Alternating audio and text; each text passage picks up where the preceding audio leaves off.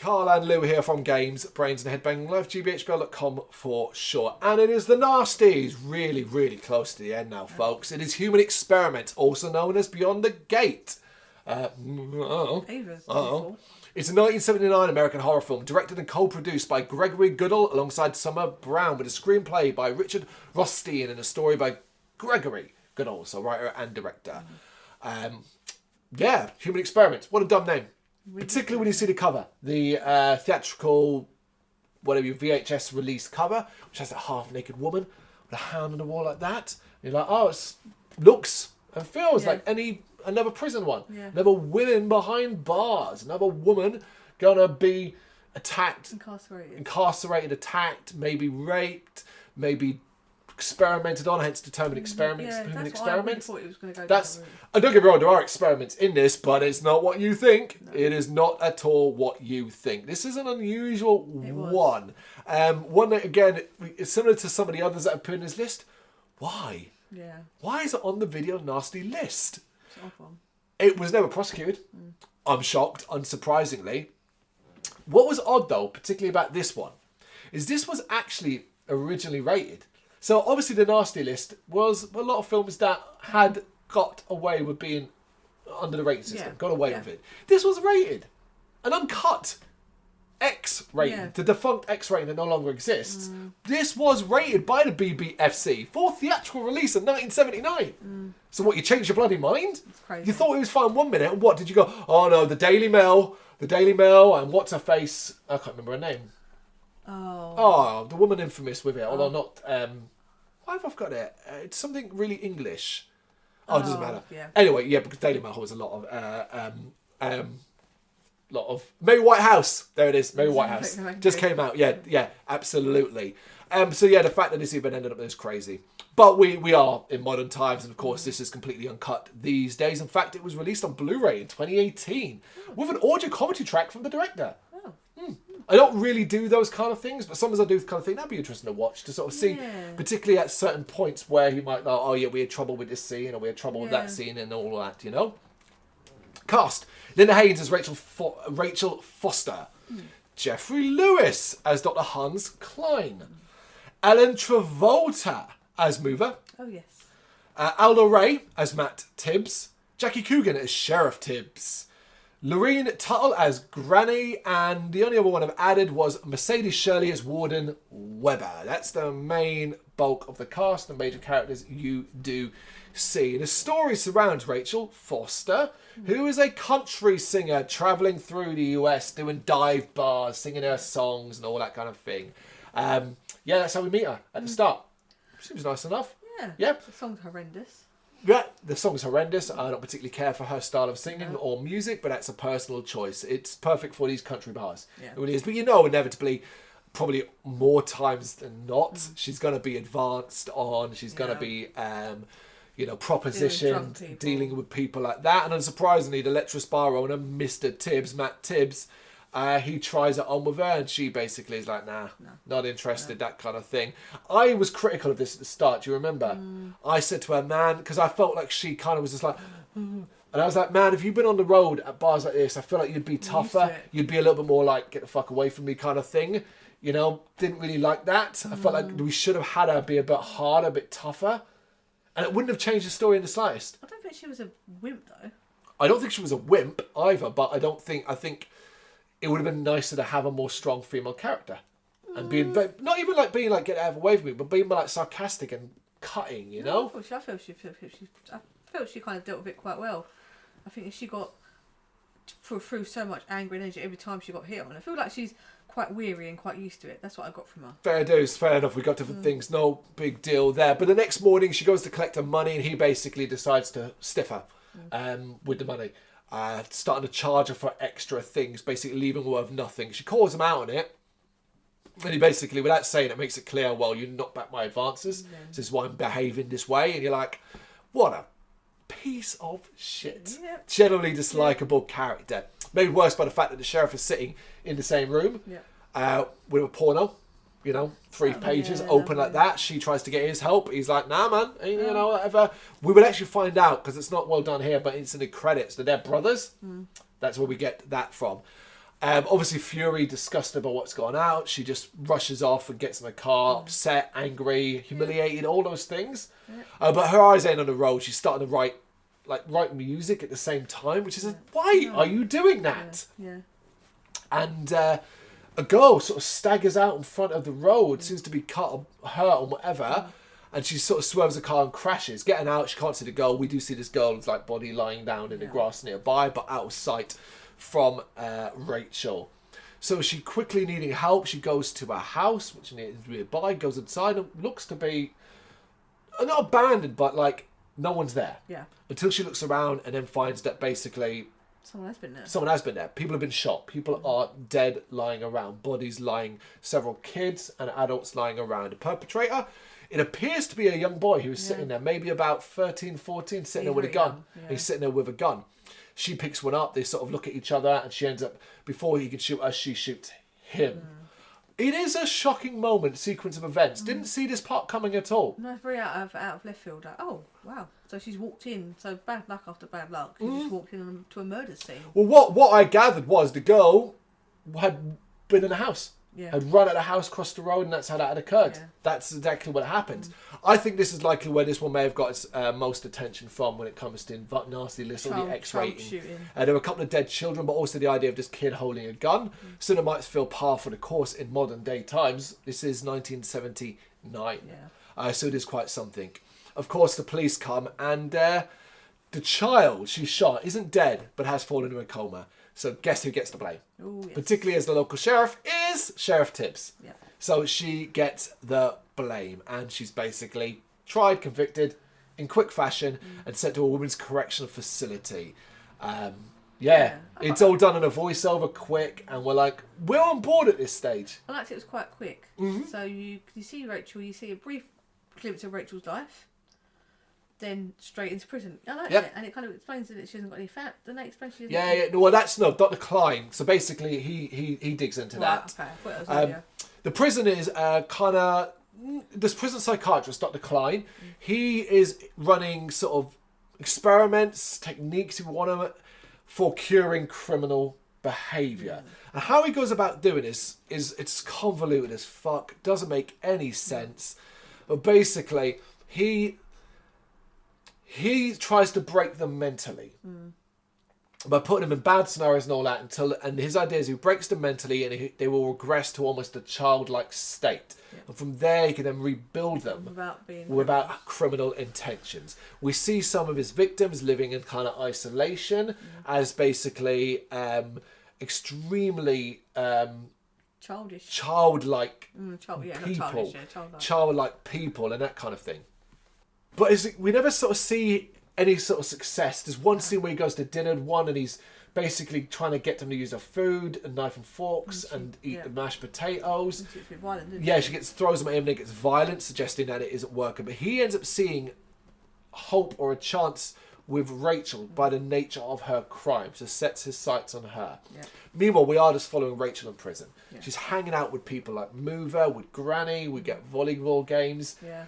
It gives more life to these characters than you might normally expect. Yeah. Except, it's just not that interesting.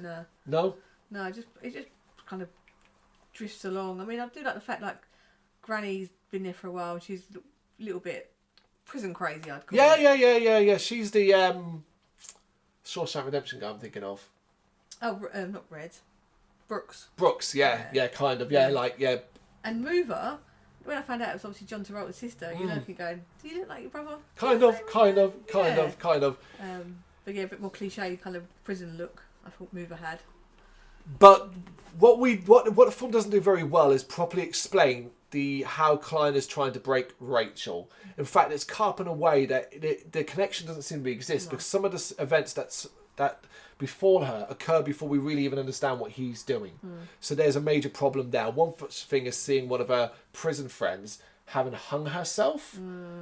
When she finds her cell door open late at night, she goes out of finding she can't close it, looking for a guard, and finds one of her prison cellmates hanged. But the next day they're just gone, and nobody seems to know anything about it, saying that she got paroled, that kind of thing. And there's no connecting the dots. You do start to wonder, and then we sort of just go from Rachel being fairly outgoing, bit of a tough girl, that kind of thing, but fairly outgoing, to then just like, oh no, now she's a complete recluse and a mess. It's like, what? Yeah. We missed too much. Cut something? No, particularly. Well, I don't know about cuts, but mainly it feels like it's almost like out of order, and things could have been done here a bit better. Because what they then follow that up with is arguably the most traumatic experience of her, where Mover helps her to escape, and Rachel ends up crawling through vents and stuff like that, including into parts of the prison that are a bit abandoned now, and has pretty horrendous experiences with bugs like spiders and all that, and you're never sure if that's in her head or if that's part of Klein's experiment. I don't really get that. It's not really shown that well, is it?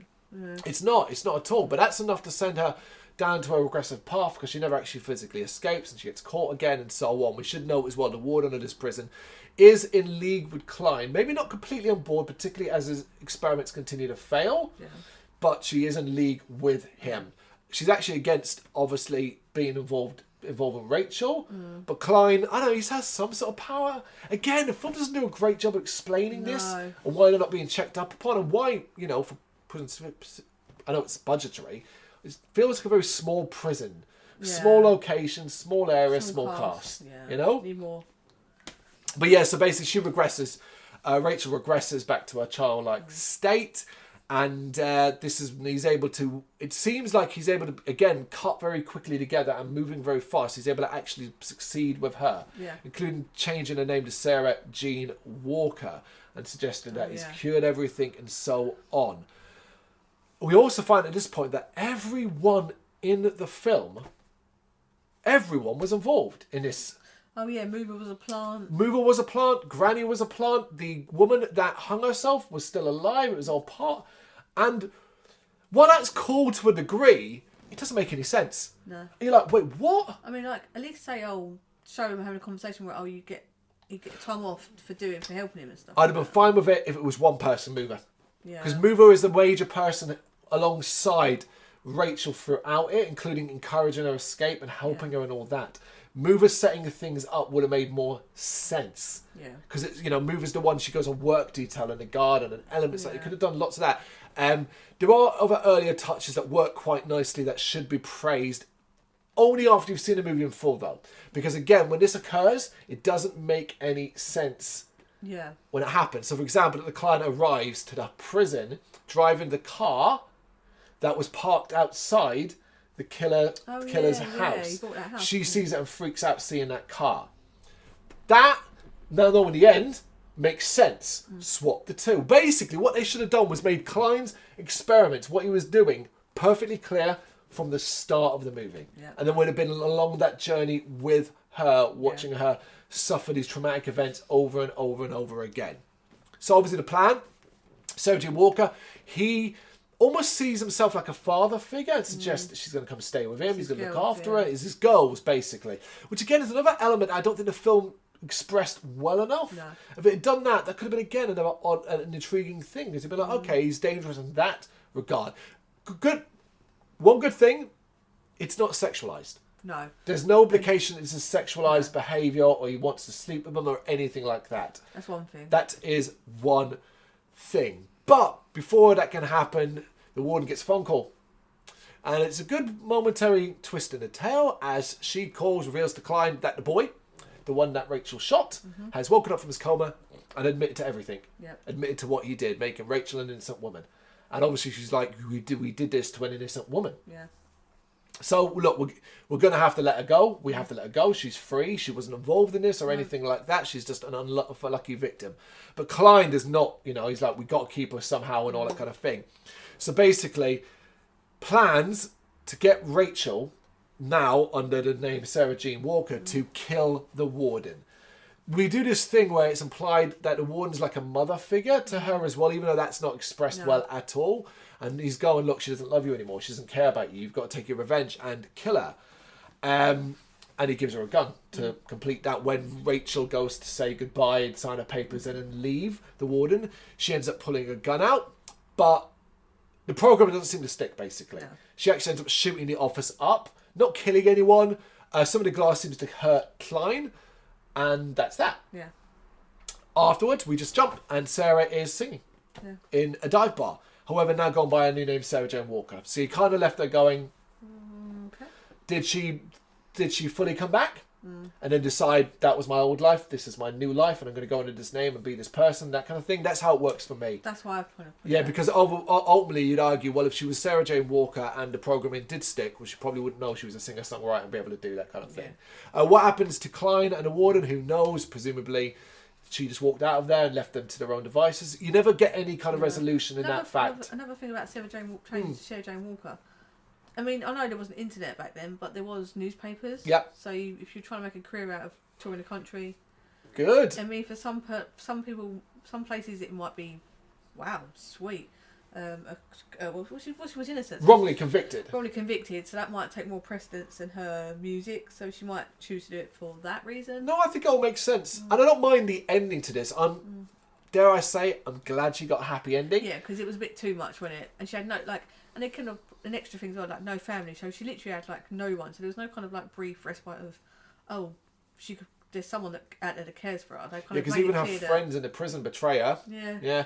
So. I am glad because I like her as a character, and I thought Linda Haynes did a really good job with her. I blame a lot of the movie's problems on just the editing and the writing of the script, in that it needed to be a lot tighter, but it also needed to be a lot clearer. I do not understand for the life of me why the attempt to try and keep Dr. Klein's full deal hidden. I don't understand why. Express that from the start. We then go on a journey with Linda Haynes, Rachel Foster. We then experience it. We see what she's gone through. So then we can really relate to. Instead, we're just kind of throwing together these scenes, and then boom, this is why. And then the ending. And throwing in all everyone that around her was involved was just too much. Now, I know it wasn't like there were... Movie was a plant, but the rest were like, oh, you'll get... reports of good behaviour and maybe get out earlier and stuff like that. It's a lot to that's a lot of that doesn't imply professionalism. It feels like they're just screwed up because they were still just people.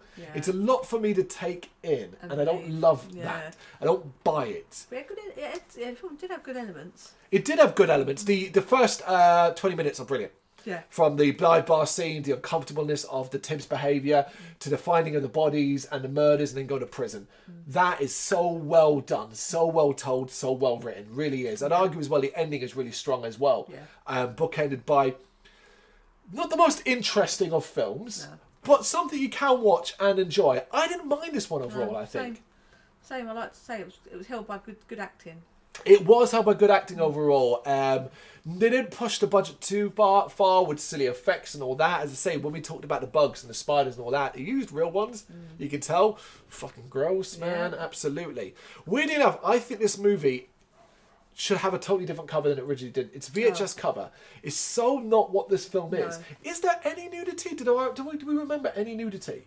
Wasn't there a brief shower? Oh, yeah, there is, But it's very minor, and it's certainly not anything you haven't seen yet. There's some naked butts as well. Like shower scenes, that kind of thing. But again, they're not done in a whole, hey, let's look at the naked lady. It's done in a way... You ever see Starship Troopers? Have you seen Starship Troopers? There's a co-ed shower scene there, where they're all just washing and talking about what they want, why they joined up to the military.